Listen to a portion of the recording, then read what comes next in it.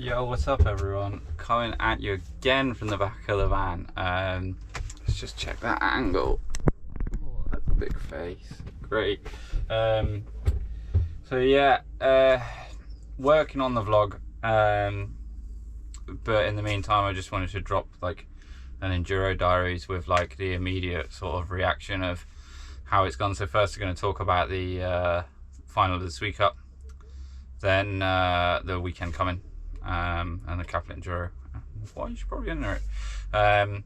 But yeah, so Sweet Cup is over. That's done. It's had like 24 hours to sort of settle on it, and yeah, I mean, all in all, pretty happy. I know that I've given everything I can at each round, and I've been pretty consistent. I think I finished 12th at the first round, 11th at the second round before, you know, and then 9th, 11th. Oh, there was a RV in there somewhere that wasn't 11th. That was like 15th. So generally pretty consistent. And then 9th in the overall. I would have loved to have matched last year's result, but the goal was to be coming into the end of the season still sort of in the battle for the to be on the podium. And despite everything that happened in the middle of the season, I was mathematically, while you know, realistically probably not, but that's where we were. And yeah, consistency was my sort of thing for the year. I don't have that outright pace now. I felt it diminish a little bit. I actually felt like I could take more risks on the bike last year and get away with them a bit, but now I feel like I've dialed it back a few percent and just tried to be consistent. I think I had one crash across the entire Sweet Cup season. No, 2 crashes, one in Orisam, one in Harvika. And that's a lot of stages, that's a lot of bike time to have very little crashes on, so I'm happy with that. We'll take that one, like, yeah. But I'll do a deep dive on that. I'm gonna do videos where we break down best round, like best venue of the year, best track of the year, best pro stage, and just go into riders that have had good years, all that stuff. Like, we've got a whole winter to keep us stoked on bikes, so there's a lot of digging to do on that. Also going to do like a dream Sweet Cup lineup, like my dream 5 venues or something.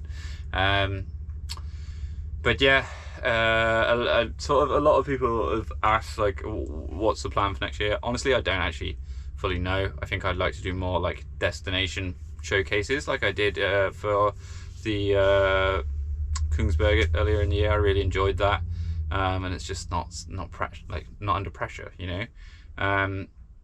But also like these Mondays after race weekends, it really shows like I thought it was just age a lot of this year, but I actually think it's just this stomach problem that's been hampering me, and I can really feel it in these the days after a race weekend, especially when it's 3-day race weekend.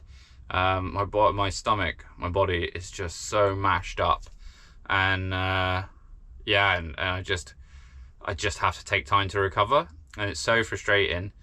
You want to sort of get back out on it, but I know that like this week I can't really do anything before the Kaplinger. I might do some sort of zone 2 later in the week or something, but I'll need a full week to get back, and it's been really hindering. Like since July, I've done more races than I have training, and that's not good. So like next year I just need a bit of time to work out exactly what's going on. We know there are some issues, and it just takes a long time to identify it. Body's complicated, right?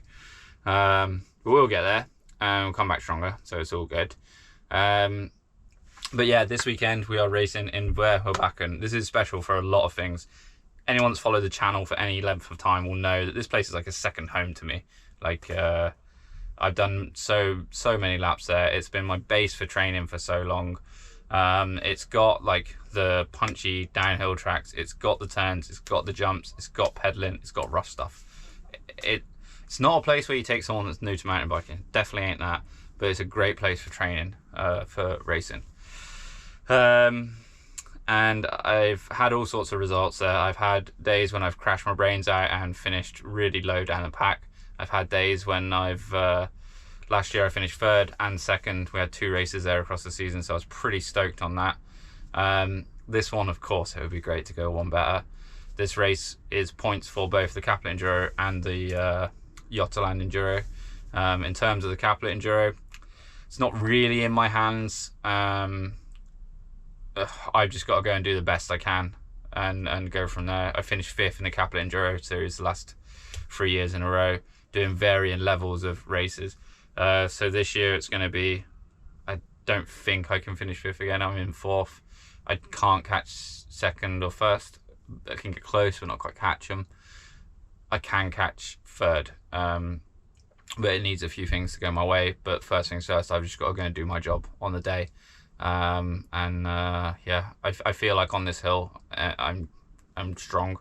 I've done so many laps there. I know it really well, but also like physically and mentally now I feel ready. The bike felt great at the weekend. Had a service up, like a tune up from Trailstore, and it was just feeling so dialed.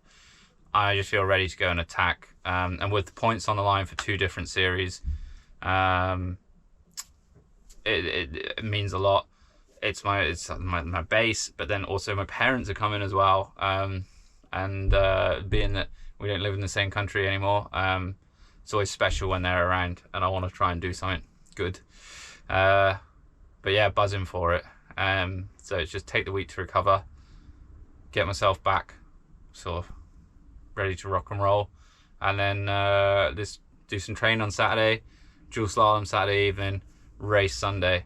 There's a lot of laps to go down, and we are going to be going all out. My thing all season has been consistency, but I have nothing to lose at this race. A lot to gain, not really anything to lose.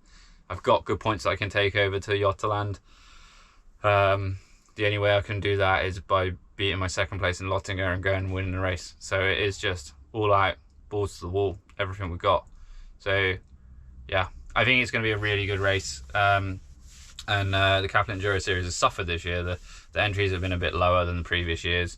And it's a bit more technical, you know, so it's like that step between someone that's done their first race and someone who's ready to go to Sweet Cups. If you can get round a Caplet Enduro, you're ready for a Sweet Cup.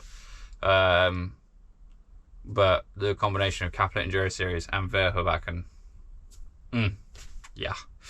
But yeah, also like just want to say thanks for all the support at the tracks. Like at the weekend, I could hear people shouting my name before I got anywhere near the bits where the crowd was. So many people sent me videos, so many people sent me messages. It really means a lot. Really tried to spread the good word of enduro and show people a little bit more what it's like when you're trying to battle at the top end. And I hope that anyone that's following it can see the struggle, and I hope that I've helped sort of people sort of see behind it, you know. Of course, if you have, for any of the younger riders coming through, like I'm always there for questions or whatever. And yeah, I won't be racing as much next year, but I'll still be around. You'll still see me. But yeah, keep it locked to the channel.